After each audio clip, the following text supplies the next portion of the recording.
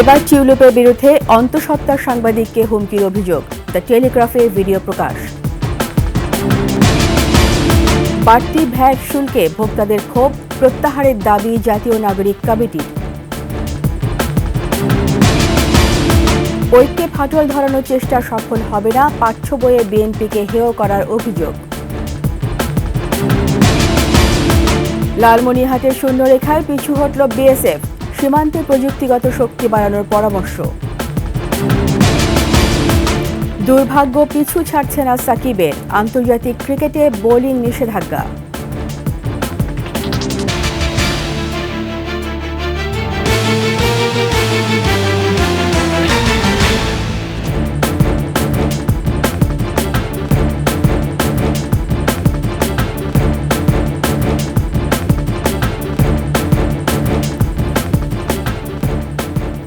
শুনছিলেন সংবাদ শিরোনাম, আমন্ত্রণ রাতের ২১ সংবাদে। সাথে আছি আমি রীতা চৌধুরী। দর্শক, ২১ টেলিভিশনের সংবাদ একই সাথে সরাসরি দেখতে পাবেন আমাদের ফেসবুক পেজ www.facebook.com/2124 অনলাইনে। সাবস্ক্রাইব করতে পারেন www.youtube.com/@21tv চ্যানেলে।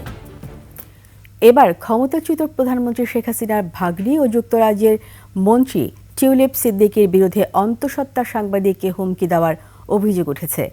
বাংলাদেশের প্রধানমন্ত্রী থাকাকালে শেখ হাসিনার স্বৈরাচারী কার্যকলাপ নিয়ে প্রশ্ন করায় টিউলিপ ওই সাংবাদিককে হুমকি দেন। তার শারীরিক অবস্থা নিয়েও মন্তব্য করেন তিনি। ২০১৭ সালে সে ভিডিওটি পোস্ট করে সংবাদ প্রকাশ করেছে ব্রিটিশ সংবাদ মাধ্যম the Telegraph. I have no idea about their case. That is the end of my statement. She then made an apparently threatening remark to our producer, who is pregnant. Thanks, Daisy, for coming. Hope you have a great birth, because child labour is hard. বাড়তি মূল্য সংযোজন কর বা VAT এবং সম্পূরক শুল্ক কার্যকরের বার্তা এসে গেছে বাজারে।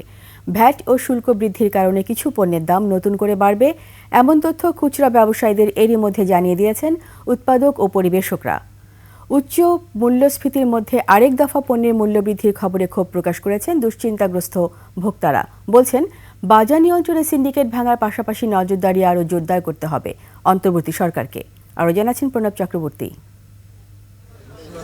চলতি ২০২৪-২৫ অর্থ বছরের মাঝামাঝি এসে ১০০টির বেশি পণ্য ও সেবার উপর মূল্য সংযোজন কর বা ভ্যাট এবং সম্পূরক শুল্ক বাড়িয়েছে অন্তর্বর্তী সরকার। ১১ জানুয়ারি নতুন ভ্যাট ও শুল্ক হার কার্যকর হয়েছে মোবাইল ফোন ব্যবহার, ওষুধ, ইন্টারনেট, আঙুর, আপেল, তরমুজ, ব্র্যান্ডের পোশাক, মিষ্টি, এলপি গ্যাস, হোটেল ভাড়া ও চশমার মতো পণ্যের ওপর। রেস্তোরাঁয় খেতে গেলে গুনতে হবে বেশি অর্থ। বিস্কুট ও কেক, আচার ও টমেটো সস, কাপড়, দর্জির দোকান, টয়লেট টিস্যু, মিষ্টি, driving licence, non AC hotel, napkin ও তাওয়াল, মোটর ওয়ার্কশপ ও লুব্রিকেন্ট তেলের উপর ৫% থেকে বাড়িয়ে ১৫% পর্যন্ত করা হয়েছে। রাজধানীর বড় পাইকারি এবং খুচরা বাজার কারওয়ান বাজার ঘুরে দেখা গেল সব পণ্যের দামে এখনো পড়েনি সরাসরি প্রভাব। তবে নিত্যপণ্যের ঊর্ধ্বমুখী এ বাজারে আবারও দাম বৃদ্ধির আতঙ্ক গ্রাস করেছে ক্রেতা বিক্রেতাকে। এই যে এতগুলো পণ্যের দাম বাড়লো, মানে জনজীবন আসলেই খুব কঠিন হয়ে যাবে। জুনে বাজেট হয়, কিন্তু জানুয়ারিতে বাজেট হয়ে বাড়াই দিব, এটা তো আমরা জানা ছিল না। প্রতিক্রিয়া সৃষ্টি হয়ে গেছে ক্রেতাদের মধ্যে যে জিনিসপত্রের দাম বাড়তেছে।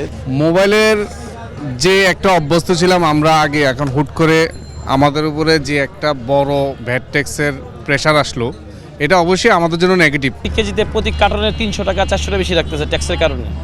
যেমন যে গত সপ্তাহে যে মালটা ছিল ২৫০ টাকা, এই সপ্তাহে সেটা ২৮০ টাকা। নেসপতি গত সপ্তাহে ছিল ২৮০, সেটা ৩০০ টাকা সপ্তাহে। রাজধানীর হাতিরপুল বাজারে গিয়েও জানা গেল পণ্যের দাম বাড়বে, সে বার্তা দিয়ে গেছে উৎপাদনকারী প্রতিষ্ঠান। আগামী সপ্তাহ থেকে বাড়তি রেটে আসবে, এখনো বাড়তি রেটে আসে না, আগের রেটটা এখনো দিচ্ছে। কিভাবে চলে মানুষ জানি না, এইভাবে চলা যায় না।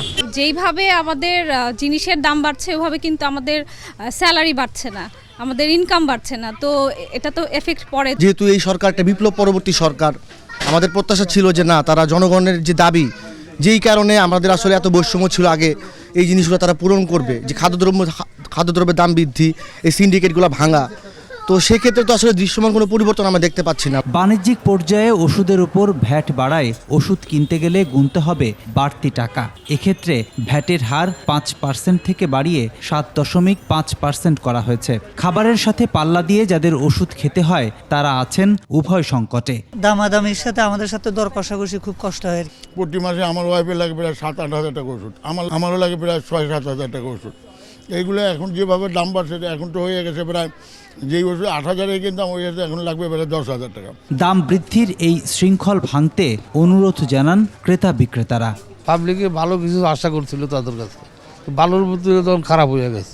বাণিজ্য উপদেষ্টা যিনি আছেন অর্থ উপদেষ্টা, উনি একজন অভিজ্ঞ মানুষ, অত্যন্ত উনি একজন অর্থনীতিবিদ বা সাবেক গভর্নর। ওনার কাছ থেকে আমরা এরকম আশা করি না, উনি তো তেমন কিছুই করতে পারছে না। সেরকম প্রতিফলনটা আসলে ওদের কার্যক্রমে নেই আর কি, আমরা আসলে খুব হতাশ। প্রণব চক্রবর্তী, 21 টেলিভিশন, ঢাকা। এদিকে আইএমএফের ঋণের বোঝা টানতে শতাধিক পণ্যের উপর নতুন করে বসানো শুল্ক কর প্রত্যাহারের দাবি জানিয়েছে জাতীয় নাগরিক কমিটি। বিপ্লবের ঘোষণাপত্র নিয়েও অন্তর্বর্তী সরকার গড়িমসি করছে বলেও অভিযোগ করেন তারা। মানিক শিকদারের রিপোর্ট। দুর্নীতি, অর্থ পাচারের কারণে ভঙ্গুর অর্থনীতির চাপ সামাল দিতে আন্তর্জাতিক মুদ্রা তহবিল থেকে $4.7 বিলিয়ন ঋণ নেয়ার সিদ্ধান্ত নিয়েছিল বিগত আওয়ামী লীগ সরকার। কঠিন ঋণের শর্ত হিসেবে কয়েকটি ধাপে ভ্যাট বাড়ানোর প্রস্তাব ছিল। তারই ধারাবাহিকতায় অন্তর্বর্তী সরকার সম্প্রতি শিশু খাদ্য, ওষুধ সহ শতাধিক পণ্যের উপর শুল্ক কর বাড়িয়েছে। জাতীয় নাগরিক কমিটির কেন্দ্রীয় কার্যালয়ে জরুরি সংবাদ সম্মেলন থেকে প্রস্তাবিত শুল্ক কর প্রত্যাহারের দাবি জানানো হয়। যেটা শিশুদের এবং আমাদের অন্যান্য প্রয়োজন ব্যবহার করতে হয় এরকম নিত্য প্রয়োজনীয় জিনিসগুলোর উপরে ভ্যাট আরোপ করা হয়েছে। মানুষ আসলে খাবে কি? আইএমএফ যে শর্ত দিয়েছে সেই শর্তের মধ্যে আপনাদেরকে কেন বাধ্য থাকতে হবে? নিম্ন আয়ের মানুষের জন্য টিসিবির ট্রাক সেল বন্ধেরও প্রতিবাদ জানায় জাতীয় নাগরিক কমিটি। আমরা কল্পনা করতে পারি না জনগণের প্রতি কতটা দায়হীন অনুভব করলে সরকার এমন সিদ্ধান্ত নিতে পারে।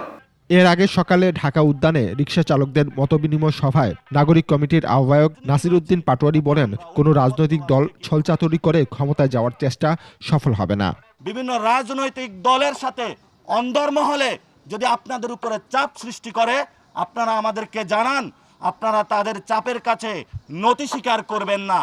15 জানুয়ারির মধ্যে বিপ্লবের ঘোষণাপত্র দাবি করেন তিনি। একটি সুস্পষ্ট ঘোষণাপত্র বাংলাদেশে চাই। মানিক শিকদার, 21 টেলিভিশন, ঢাকা। ফ্যাসিস্ট সরকারের পতনের পর অনেকেই ঐক্যে ফাটল ধরানোর চেষ্টা করছে। তাদের এই চেষ্টা সফল হবে না। এবি পার্টির জাতীয় কাউন্সিলে যোগ দিয়ে বিএনপি মহাসচিব মির্জা ফখরুল ইসলাম আলমগীর আরও বলেন, দেশের সংকট দূর করতে এখন প্রয়োজন নির্বাচন। নতুন বাংলাদেশে কোনো বিভেদ নেই জানিয়ে বিএনপি মহাসচিব সবাইকে ঐক্যবদ্ধ হয়ে গণতান্ত্রিক ব্যবস্থা নিশ্চিত করারও আহ্বান জানান। মাহিলা ইসলামী রিপোর্ট। রাজধানীর সোহরাওয়ার্দী উদ্যানে এবি পার্টির প্রথম জাতীয় কাউন্সিল। যোগ দেন জুলাই আগস্ট আন্দোলনে যুগপথ অংশ নেওয়া বিভিন্ন দলের নেতারা। এ সময় তারা অন্তর্বর্তী সরকারের বিভিন্ন কর্মকাণ্ডের সমালোচনা ও নতুন বাংলাদেশ বিনির্মাণে দ্রুত নির্বাচনের দাবি জানান। সরকারি নির্দেশে যারা 100টা পণ্যের উপরে হঠাৎ করেই ট্যাক্স দিতে পারে, ভ্যাট দিতে পারে, যারা টিসিবির ট্রাকে করে একেবারে নেহাইতে নিরন্ন বুভুক্ষ মানুষের অন্ন যোগাবার যে পদ্ধতি সেটা বন্ধ করে দিতে পারে, বুঝতে হবে তারা খুবই থিওরি দিয়ে চলে। এখনো পর্যন্ত দেখতে পাচ্ছি যে আওয়ামী পান্ডারা বিভিন্নভাবে জামিন পেয়ে যাচ্ছে। ন্যায় বিচারই বাংলাদেশের গণতান্ত্রিক রাজনৈতিক ব্যবস্থা তৈরির প্রধান ভিত্তি। এবি পার্টির এই কাউন্সিলে প্রধান অতিথির বক্তব্যে বিএনপির মহাসচিব বলেন, ফ্যাসিস্ট বিরোধী আন্দোলনের ঐক্যে কেউ কেউ ফাটল ধরানোর চেষ্টা করছে।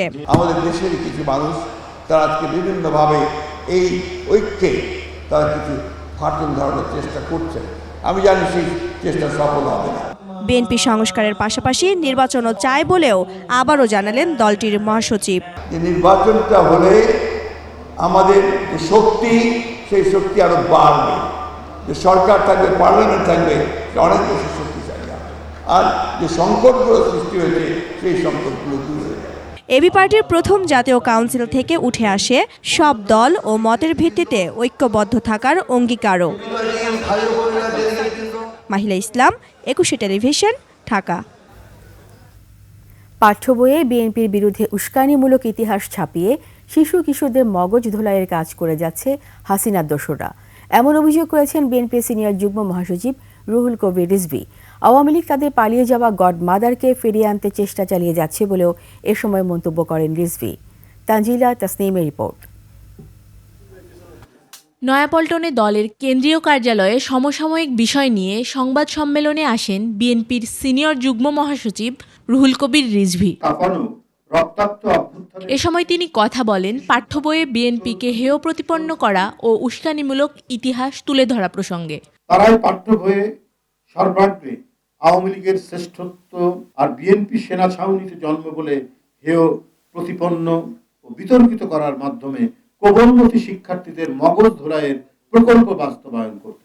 হাসিনা পালিয়ে গেলেও তার অনেক দোসর এখনও শপথে বহাল, আর তাদের বিশেষ সমর্থক ভারত দেশের বিরুদ্ধে যে কোনো ঝুঁকি সৃষ্টি করতে পারে বলে এ সময় মন্তব্য করেন রুহুল কবির রিজভী। ভারত সরকার হাসিনাকে আশ্রয় প্রশ্রয় দিয়ে বাতিল হওয়া ভিসার মেয়াদ বাড়িয়ে বাংলাদেশের জনগণের বিরুদ্ধে ষড়যন্ত্র প্রোপাগান্ডা করে আবারও কিছু একটা করে ফেলতে পারে।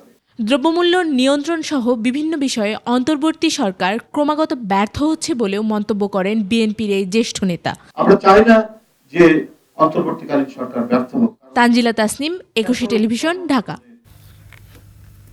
বিএনপি চেয়ারপারসন খালেদা জিয়ার পরিচর্যা করছেন পরিবারের সদস্যরা।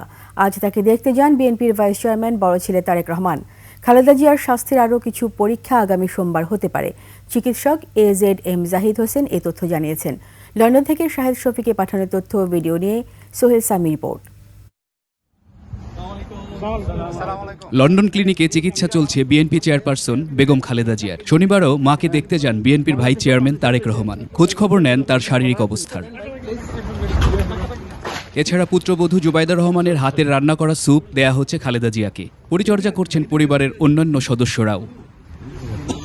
চিকিৎসকেরা খালেদা জিয়ার স্বাস্থ্যের আরও কিছু পরীক্ষার পরামর্শ দিয়েছেন। সোমবার সেসব পরীক্ষা করা হবে বলে জানিয়েছেন তার ব্যক্তিগত চিকিৎসক ডাক্তার জাহিদ হোসেন। দীর্ঘদিন পরে তাদের যে ফ্যামিলির অর্থাৎ মানসিকভাবে ম্যাডামকে একটু সুস্থ থাকার যে পরিবেশ, সে অবস্থাটা সৃষ্টি হয়েছে, সেজন্যই মানসিকভাবে কিন্তু উনি অনেক আলহামদুলিল্লাহ আল্লাহর কাছে শুকরিয়া, উনি অনেকটাই আগের চেয়ে বেশি বাংলাদেশে যে অবস্থায় ছিলেন তার চেয়ে বেশি অনেকটা সুস্থ আছেন এবং উৎফুল্ল আছেন। দেশবাসীর কাছে তার সুস্থতার জন্য দোয়া চেয়েছেন ডাক্তার জাহিদ। নিয়মতান্ত্রিকভাবে তার চিকিৎসা চলছে।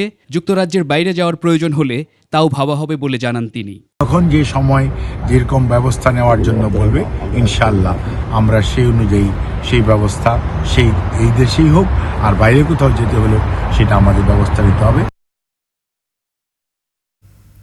যুক্তরাষ্ট্রের ন্যাশনাল প্রেয়ার ব্রেকফাস্টে অংশ নিতে বিএনপির শীর্ষ 3 নেতাকে আমন্ত্রণ জানানো হয়েছে। বিএনপির ভারপ্রাপ্ত চেয়ারম্যান তারেক রহমান, মহাসচিব মির্জা ফখরুল ইসলাম আলমগীর এবং স্থায়ী কমিটির সদস্য আমির খসরু মাহমুদ চৌধুরীকে আমন্ত্রণ জানানো হয়। 10 জানুয়ারি এই আমন্ত্রণপত্র পেয়েছেন বিএনপির মহাসচিব মির্জা ফখরুল ইসলাম। 6 ফেব্রুয়ারি ওয়াশিংটন ডিসিতে ফেলোশিপ ফাউন্ডেশনের আয়োজনে এই জাতীয় প্রাতরাশ প্রার্থনা হবে। মার্কিন কংগ্রেশনাল কোচেয়ারদের নেতৃত্বে অনুষ্ঠিত হয় এই প্রাতরাশ। 1953 সাল থেকে ঐতিহ্যবাহী এই অনুষ্ঠানে বিশ্বের বিভিন্ন দেশের রাজনৈতিক নেতা এবং মার্কিন যুক্তরাষ্ট্রের বন্ধু শুভানুধ্যায়ীরা অংশগ্রহণ করে আসছেন। মার্কিন প্রেসিডেন্টও এতে অংশ নেন। তবে মার্কিন দূতাবাসের বিবৃতিতে জানানো হয়েছে, যুক্তরাষ্ট্র সরকার IRF সামিট বা ন্যাশনাল প্রেয়ার ব্রেকফাস্টের আয়োজন, অর্থায়ন কিংবা হোস্ট করছে না। এতে আরও জানানো হয়, মার্কিন সরকার এবং স্টেট ডিপার্টমেন্ট ন্যাশনাল প্রেয়ার ব্রেকফাস্টের পরিকল্পনা, আমন্ত্রণ এবং অংশগ্রহণকারীদের সাথে কোনোভাবে সম্পর্কিত নয়।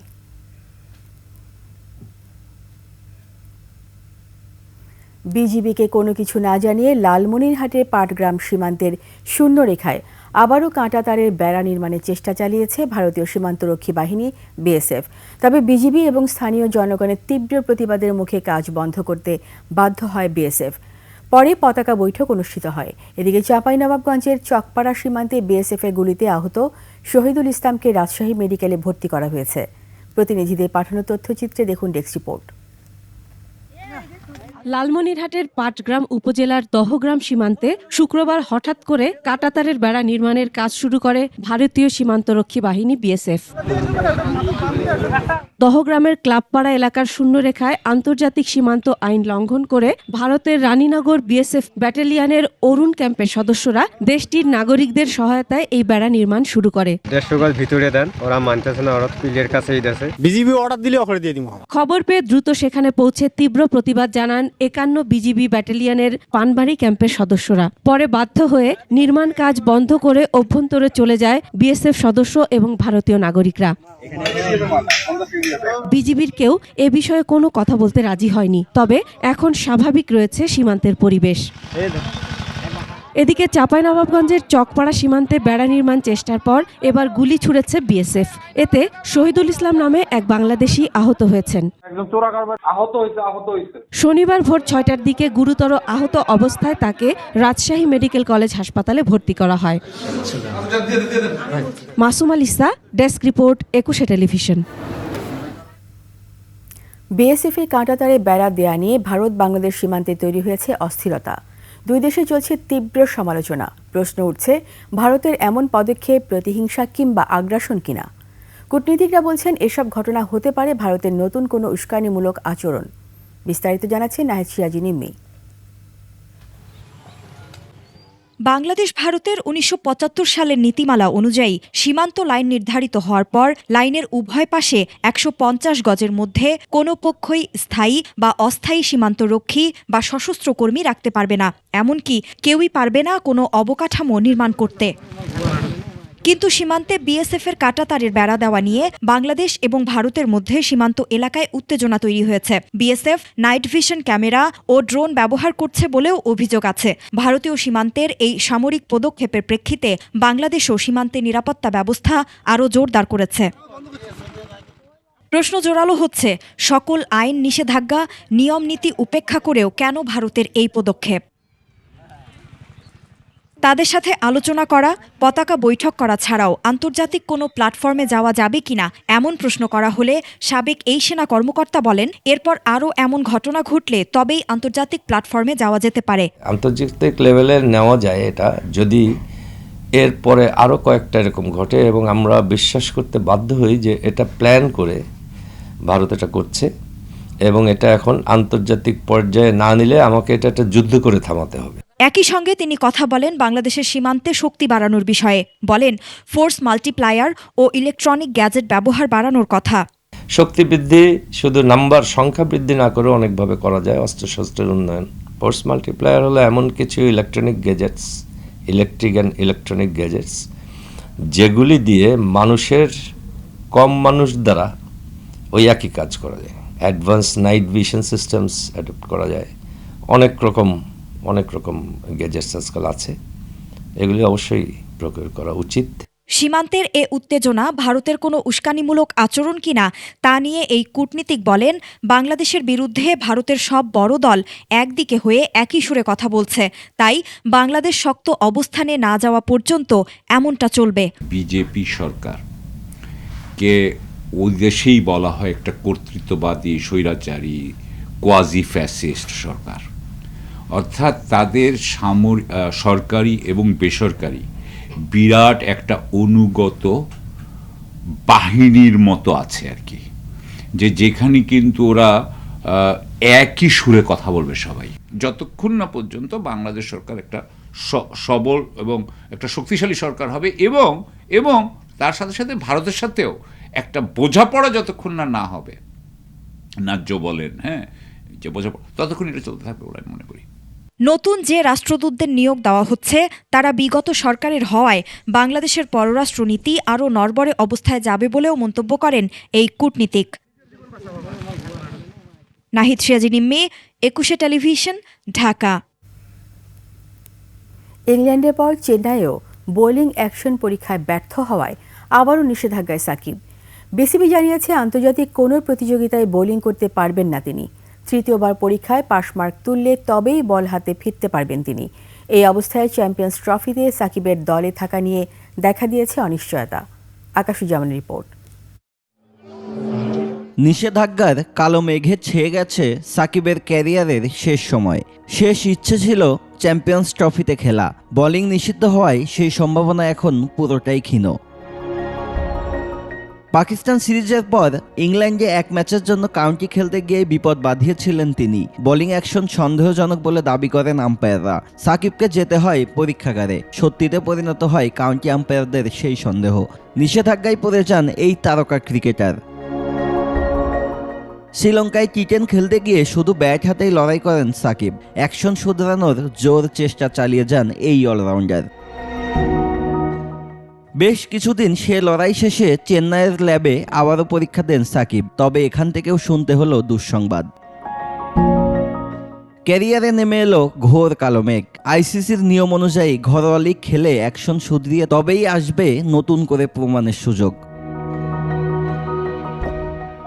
এদিকে চ্যাম্পিয়ন্স ট্রফি দল ঘোষণা করতে হবে 12 তারিখের মধ্যেই। সাকিবের দলে থাকা নিয়ে এখন দেখা দিয়েছে অনিশ্চয়তা। আকাশুজ্জামান, 21 টেলিভিশন। নিচি সংবাদ বিরতি। যখন ফিরব তখন অন্যান্য খবরের সঙ্গে আরও থাকবে। শেখ হাসিনা চোরতন্ত্র তৈরি করেছিলেন বললেন প্রধান উপদেষ্টার প্রেস সচিব।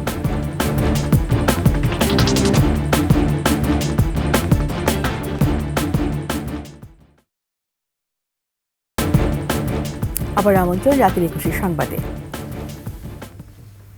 সাবেক প্রধানমন্ত্রী শেখ হাসিনাকে ফেরাতে চারদিক থেকে ভারতের উপর চাপ অব্যাহত রাখার পরামর্শ কূটনীতিক ও আইন বিশ্লেষকদের। সম্প্রতি শেখ হাসিনার ভিসার মেয়াদ বাড়ানোর পর এমন পরামর্শ তাদের। একই সঙ্গে বিভিন্ন পর্যায়ে থাকা হাসিনাপন্থীদের দায়িত্ব থেকে সরিয়ে স্বচ্ছ বিচার এবং দ্রুত তদন্ত শেষ করারও তাগিদ তাদের। শাকির আরজু রিপোর্ট। মানবতাবিরোধী অপরাধের অভিযোগে সাবেক প্রধানমন্ত্রীকে ফেরত পাঠাতে ভারতের কাছে বাংলাদেশের চিঠি পাঠিয়েছে পররাষ্ট্র দফতর। বাতিল করা হয়েছে শেখ হাসিনা সহ 75 জনের পাসপোর্ট। এমন পরিস্থিতিতে সাবেক প্রধানমন্ত্রী শেখ হাসিনার পাসপোর্ট বাতিল করার একদিন পরই হাসিনার ভিসার মেয়াদ বাড়ায় ভারত। তবে কি শেখ হাসিনাকে ফেরত পাঠাবে না ভারত? বাংলাদেশের আর কি করার আছে? চিন্তা করতে হবে যে আমাদের এখন তদন্তগুলো কতটা সুন্দরভাবে হচ্ছে, কারণ আমাকে আন্তর্জাতিক মান অনুযায়ী হচ্ছে কিনা আমার দেখতে হবে, কারণ আমাকে এটা পরে সেল করতে হবে। আমাদের করতে হবে এমনভাবে যে যাতে আমরা মাস দুয়েকের মধ্যেই আমরা অনেক তথ্য নিয়ে সুন্দর একটা জিনিস নিয়ে কেস নিয়ে যেতে পারি। বাংলাদেশে ওনার ইনএবসেন্সিয়া বিচার হবে, রিমাইন্ডার দিবে যে ফার্স্ট ওয়ারেন্টের পরে সেকেন্ড ওয়ারেন্ট, থার্ড ওয়ারেন্ট বা থার্ড রিকোয়েস্ট লেটার এভাবে দিবে।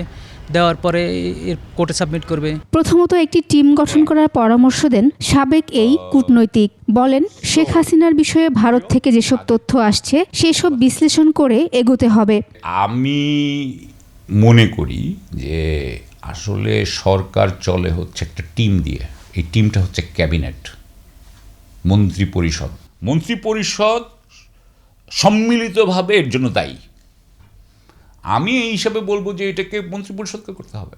গত 15 বছরে ঘটে যাওয়া গুম, হত্যা, মানবতাবিরোধী অপরাধ, দুর্নীতি, বিডিআর হত্যাকাণ্ড সহ সব বিষয়ে স্বচ্ছতার সাথে দ্রুত তদন্ত শেষ করে জনগণের সামনে উপস্থাপন করার কথা বলেন বিশ্লেষকরা। আমি বিডিআরের এই হত্যাকাণ্ডকে উঠিয়ে আনার ব্যাপারে মনে করি এটা যদি সুন্দরভাবে করা যায়, একদম ঠিক এবং সেই সুন্দরভাবে করে, সুন্দরভাবে বলতে আমি বোঝাচ্ছি একেবারে বৈধভাবে, ক্লিন, সেখানে যদি ভারতের সম্পৃক্ততা দেখা যায়, এটা কি আপনার মনে হয় না ভারতের উপরে বিশাল চাপ সৃষ্টি করবে? অবশ্যই করবে। গত বছরের 5 আগস্ট ভারতে পালিয়ে যাওয়ার পর এখন পর্যন্ত ভারতেই অবস্থান করছেন সাবেক প্রধানমন্ত্রী শেখ হাসিনা। শেখ হাসিনা সহ তার সাবেক মন্ত্রিসভার সদস্য, বিভিন্ন বাহিনীর প্রধান সহ অনেকের বিরুদ্ধে তদন্ত চলমান। ট্রাইব্যুনাল থেকে দুইবার জারি করা হয়েছে গ্রেফতারি পরোয়ানা। শাকেরা আরজু, 21 টেলিভিশন, ঢাকা। আওয়ামী লীগ যে কাউকে স্বাধীনতা বিরোধী শক্তি বানিয়ে মেরে ফেলা জায়েজ করত বলে মন্তব্য করেছেন প্রধান উপদেষ্টা প্রেস সচিব শফিকুল আলম। বলেন বিশ্বের ইতিহাসের মধ্যে বড় ধরনের লুটপাট হয়েছে বাংলাদেশে। জুলাই বিপ্লবে গণমাধ্যমের ভূমিকা ও পরবর্তী প্রত্যাশা নিয়ে জগন্নাথ বিশ্ববিদ্যালয়ে আয়োজিত আলোচনা সভায় প্রেস সচিব বলেন একটা চোর তন্ত্র তৈরি করেছিলেন শেখ হাসিনা। বড় বড় কোম্পানিকে কাজ পাইয়ে দেয়া ছিল তার কাজ।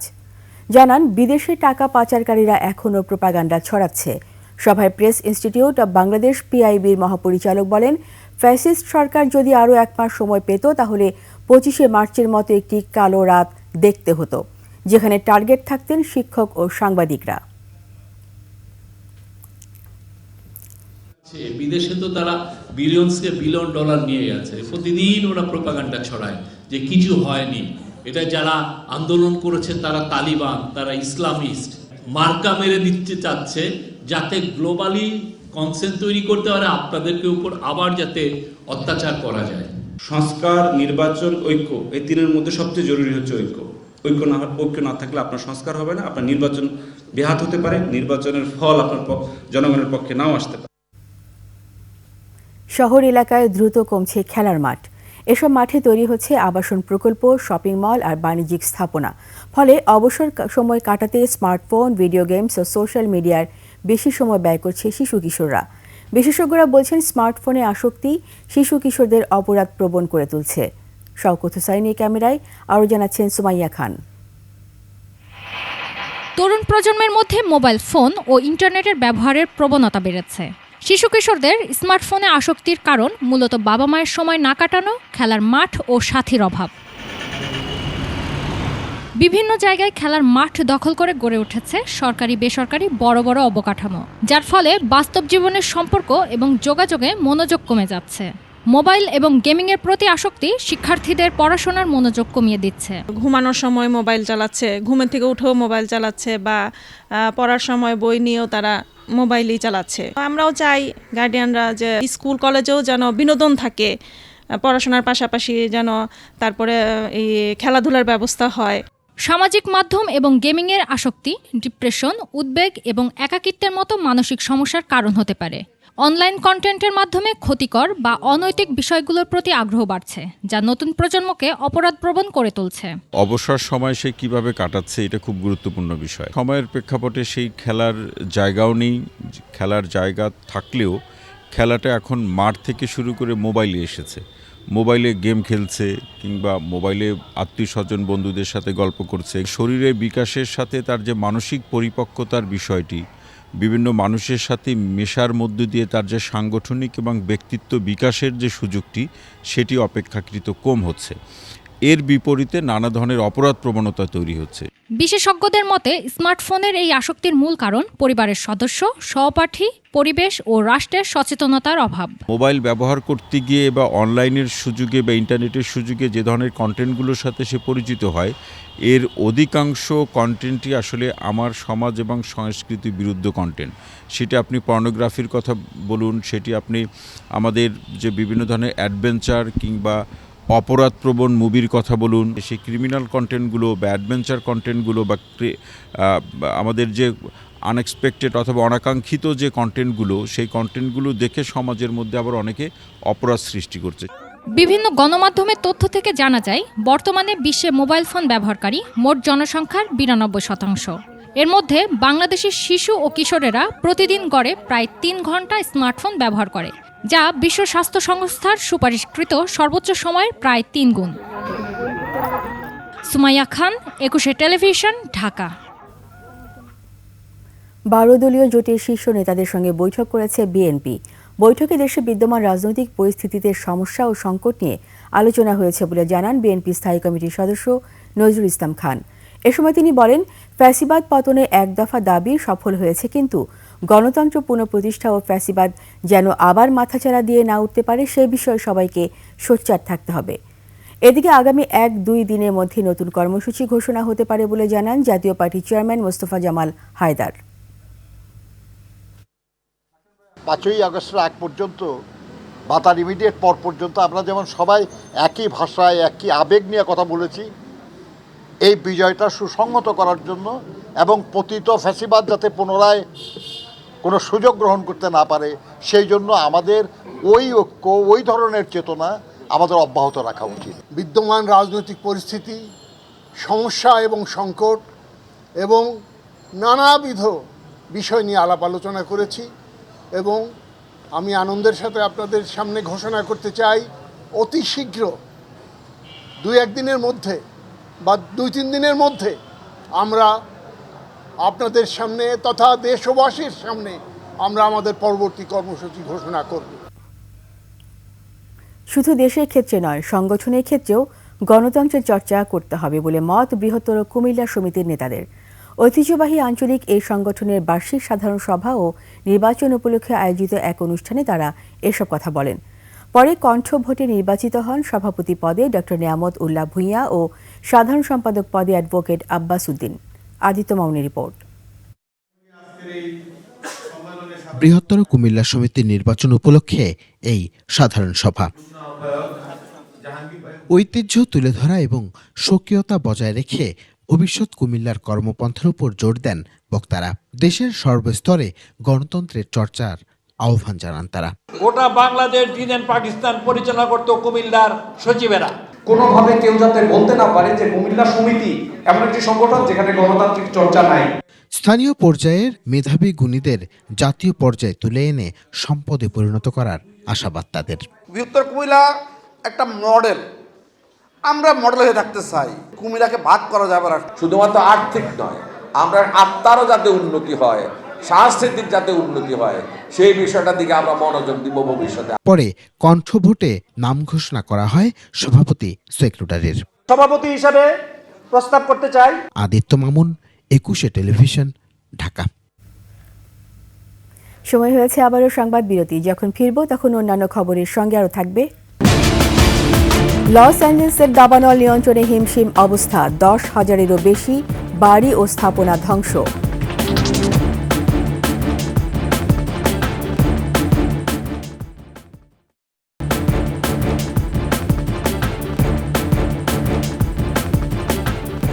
খবর আমন্ত্রণ রাতের 21 সংবাদে। আভিভা ফিন্যান্স লিমিটেড বাণিজ্য সংবাদ।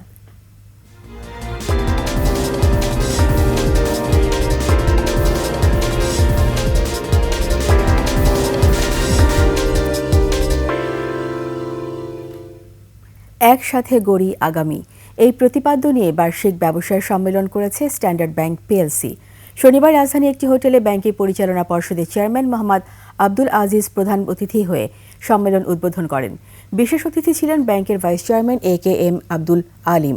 ব্যাংকের ব্যবস্থাপনা পরিচালক ও সিইও হাবিবুর রহমানের সভাপতিত্বে সম্মেলনে উপস্থিত ছিলেন ব্যাংকের উচ্চপদস্থ কর্মকর্তারা। বিগত বছরে ব্যাংকের অর্জিত সাফল্যে সন্তোষ প্রকাশ করে সর্বস্তরের কর্মীদের অভিনন্দন জানান চেয়ারম্যান আব্দুল আজিজ। সেই সাথে সর্বস্তরের নির্বাহী ও কর্মীবৃন্দকে পেশাগত মান উন্নয়নে নির্ধারিত লক্ষ্যমাত্রা অর্জনে দলগতভাবে উদ্যোগ গ্রহণের আহ্বান জানান তারা।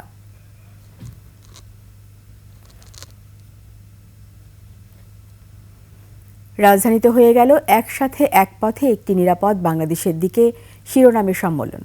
দেশকে নিরাপদ ভবিষ্যৎ গড়ার প্রতিশ্রুতি দিয়ে শহীদ আবু সাইদ আন্তর্জাতিক সম্মেলন কেন্দ্রে RR এম্পেরিয়াল ইলেকট্রিক্যাল এই পার্টনার সম্মেলন অনুষ্ঠিত হয়। অনুষ্ঠানের প্রতিষ্ঠানে অবদানের জন্য ব্যবসায়িক পার্টনারদের পুরস্কৃত করতে সারা দেশ থেকে আসা পার্টনারদের সাথে RR এম্পেরিয়াল পরিবারের সদস্যরা অংশগ্রহণ করেন। Managing director M Hares Ahmed এবং ডিরেক্টর ও সিইও মাহবুব হোসেন মির্দা এর উপস্থিতিতে 255 জন আঞ্চলিক বিজয়ী এবং 16 জন জাতীয় বিজয়ীকে তাদের সাফল্যের জন্য সম্মানিত করা হয়। এরই সাথে শেষ করছি রাতের 21 সংবাদ। যাবার আগে সংবাদ শিরোনামগুলো আরও একবার। এবার টিউলিপের বিরুদ্ধে অন্তঃসত্ত্বা সাংবাদিককে হুমকির অভিযোগ, দ্য টেলিগ্রাফে ভিডিও প্রকাশ। বাড়তি ভ্যাট শুল্কে ভোক্তাদের ক্ষোভ প্রত্যাহারের দাবি জাতীয় নাগরিক কমিটির। ঐক্যে ফাটল ধরানোর চেষ্টা সফল হবে না, পাঠ্য বইয়ে বিএনপিকে হেয় করার অভিযোগ। লালমনিরহাটের শূন্য রেখায় পিছু হটল বিএসএফ, সীমান্তে প্রযুক্তিগত শক্তি বাড়ানোর পরামর্শ। দুর্ভাগ্য পিছু ছাড়ছে না সাকিবের, আন্তর্জাতিক ক্রিকেটে বোলিং নিষেধাজ্ঞা।